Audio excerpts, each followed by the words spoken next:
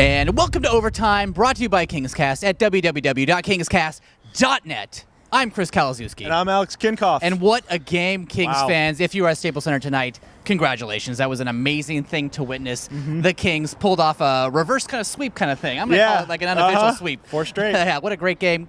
Alex, talk about what we're going to talk about here. We're going to recap Game 6. Huge game. The Kings clinching the Western Conference quarterfinals against the St. Louis Blues. We're going to preview the next round, the Western Conference semifinals. Another playoff beard update, of course. And a see ya to the St. Louis Blues. So that's right, Kings fans. Kings, Blues, Game 6, episode 195. Check it out.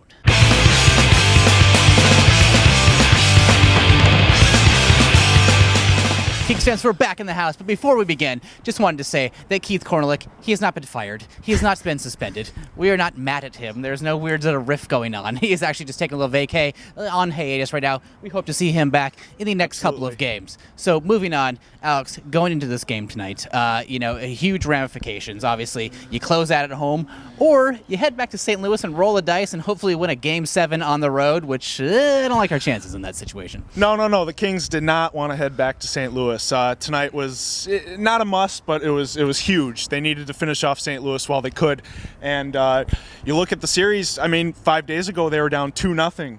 And I think this is where you show the Kings have grown. Last year they didn't have as much adversity as they've seen in this series. It's not easy to start a series down 2-0. No. Kings come back, 4 straight wins, and what a way to end it tonight at Staples. Yeah, it was fantastic. Going into the first period, it was the exact game that we knew it was going to be. A physical game, a lot of close chances. The Kings had some decent shots there, I thought. And, of course, Drew Doughty just taking it upon himself to drive in the zone, use the defenseman as a blocker, and score the goal against Elliott, which it was a tough goal. It was near side, top shelf, but scored the goal and just really brought the crowd into it and really got the Kings fired up. That was, like you said, the classic Drew Doughty that fans have been waiting for. And again, Colin Fraser, great getting in, penetrating the zone on that. He had been scratched for the majority of the series, comes in the last couple games, penetrates the zone. Doughty takes the puck and makes moves that we've been looking for all season. He's been quiet, and think it's not just the goal that you score, it's the player you get it from who really gets everybody pumped up. Yeah. And Doughty's one of those guys. Yeah, no, it reminded me a lot of that goal that he had in the finals last year against New Jersey, where he took an ice goal to goal and just nailed it. It was very similar to that. Obviously it's his first goal of the playoffs, but he scores when it counts, and he looked like the Drew Doughty that we all know and love, and that we hope is going to be one of the best defensemen in franchise history. Going into the second, it was a lot. I thought the Blues absolutely dominated this period. It was the Kings who had very few chances, and obviously the shot total, I think, at the end was very low for the Kings, especially. Yeah. The Blues just had it figured out. They were blocking all shots. There was no good opportunities for the Kings, had very few scoring chances, and they just figured out how to block every lane. There was just no room at all. They were absolutely smothering the Kings. I would say that they dominated the entire 99.8% of the period until Dustin Penner, during the McFlurry minutes, did something that you rarely see in hockey, which is the equivalent in basketball of like shooting the ball from the opposite end of the court at the end of the game and actually making it. Talk about a dagger. St. Louis coming into the building tonight, it must win for them to stay alive. 1-1 game after they dominate the whole second period, and Dustin Penner, who was obviously, I'm sure hearing the time from players and coaches on the ice, just takes the shot at the last possible moment. And I think Elliott was, I wouldn't say he was not playing anymore, but he the clock's ticking down. I think he's kind of, waiting for that horn, and the puck passes him. What a laser. Passes it was a total him with laser. 0.2 left. Yeah, of course I looked at it, and it was very close. I thought at first, it was very close, but he did get it, like you said, 0.2 left, and, it proved to be the game winner, and what a huge goal. People were in the stands. They were in the hallways. People were shouting, Penner, Penner, Penner. How often do you hear that? Really never. Talk about a guy who is the true X factor, in which, when we talk about an X factor, that means someone who's either going to blow it or they're going to clean it up and make something happen out of it. But Dustin Penner, getting the game winner at the end of that period, and it really did prove to be, the turning point of the game. Yeah. I mean, that was just death for the St. Louis Blues. You know, they were either going to come out in the third period and completely recover from it, or that was just the end for them. And what a way. Two players who were kind of quiet throughout the whole regular season, Penner and Doughty, come out and light the lamp tonight and put us in this situation. Yeah, no, one of the cooler things I've seen going into the third, you don't have an awesome feeling like this. We've seen this whole series. It's been super tight, super physical, and really, really close. And, you know, I felt like the puck was in the Kings' defensive zone the entire period, it felt like. And lots of close chances. Quick played again, and he's back in Conn Smythe form. I don't care what anyone says. Yeah. He's one of the top goalies in the playoffs this year in both conferences. He's definitely back. I mean, he held it. It still felt uneasy because the defense, and you talk about a guy like Jake Muzzin, and I love Jake Muzzin. He's a highly skilled player, a very young player, but this guy needs to eat some steak and potatoes during the offseason because he is getting pushed around like nothing, like a rag doll out there. It's very difficult. Luckily, it didn't turn into any more points for the Blues, but this is a guy who is definitely getting out-muscled, open eyes on the boards wherever he is, but luckily he was able to hold it together and not affect the game too much. Yeah, he's definitely got a couple years till he gets to full stature, and whenever I see those mistakes from him and that lack of strength, I just go back and I think of Kopitar's rookie season. I think of Doughty's rookie season. You know, it takes time, but I think it's impressive how the Kings are pushing through without, you know, the likes of Mitchell and Green, who were like the two stalwart stay-at-home guys last postseason. And then again, you're saying going into third period nervous.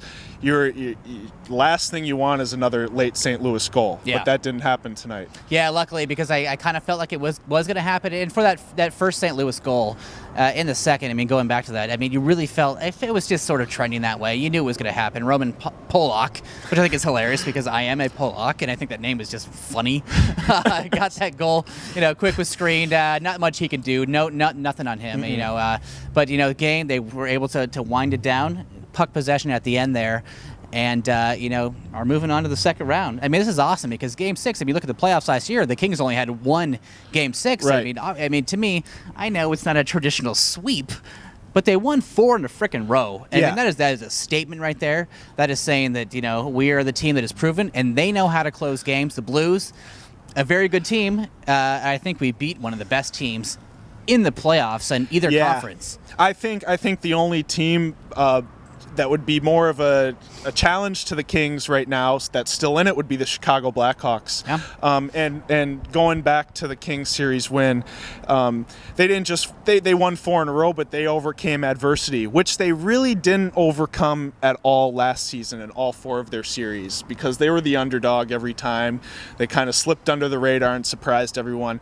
I mean, it just shows growth. It shows character. Yeah. And that's the best thing you can ask for come the playoffs. And so round 2 coming up. I think we've got 2 teams, 2 possible opponents on the table right now.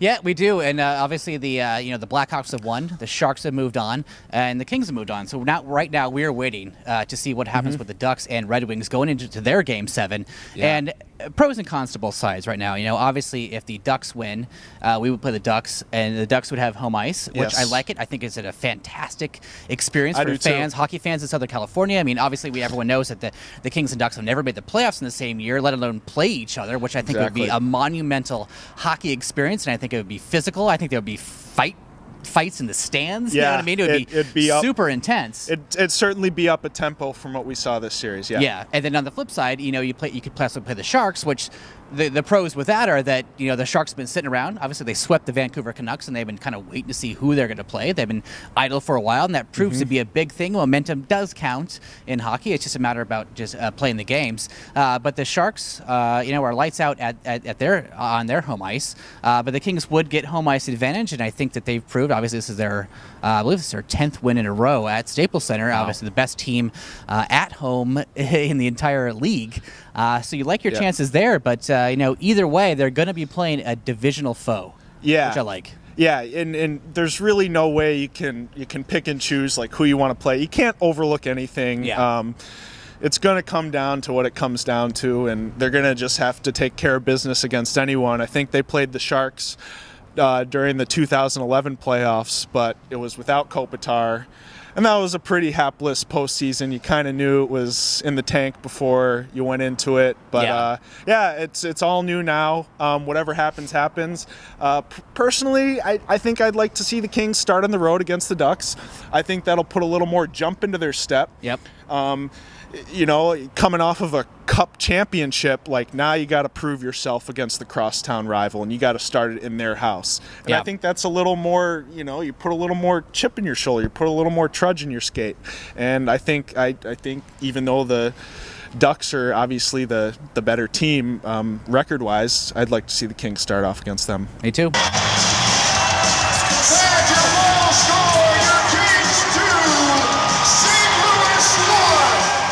All right, Kings fans, so now a 2013 playoff beard update.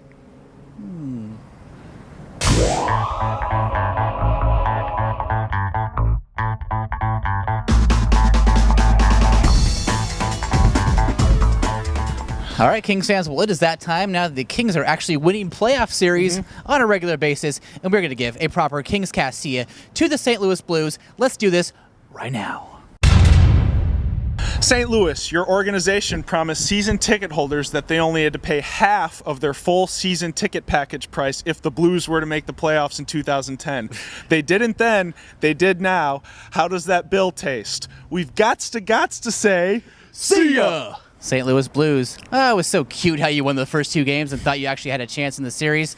I'm sorry, but your team is just not quite there yet. But you can watch the Kings for an example of how to win. So we gots to say, see ya! Hitchcock, you outcoached Daryl Sutter in the first two games, but you had no clue how to make any adjustments in the last four. And you should probably grow that mustache back. So we gots to say, see ya! Brian Elliott. You looked so good those first couple games. Actually looked pretty good the whole series. Until you gave up a really weak shot to Voynov and an absolutely ridiculous shot to Penner. So I'm sorry. Enjoy the golf courses, but we gots to say, see ya!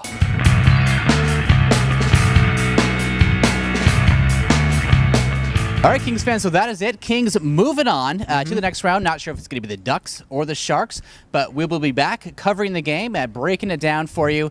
If you haven't done so yet, please subscribe right down here and subscribe to us on Facebook. Check us out on Instagram. Check it out on LinkedIn. Check us out on all the socials, Twitter. And if you haven't done so yet, follow our awesome editor, Nathan Popejoy. Hit him up right here.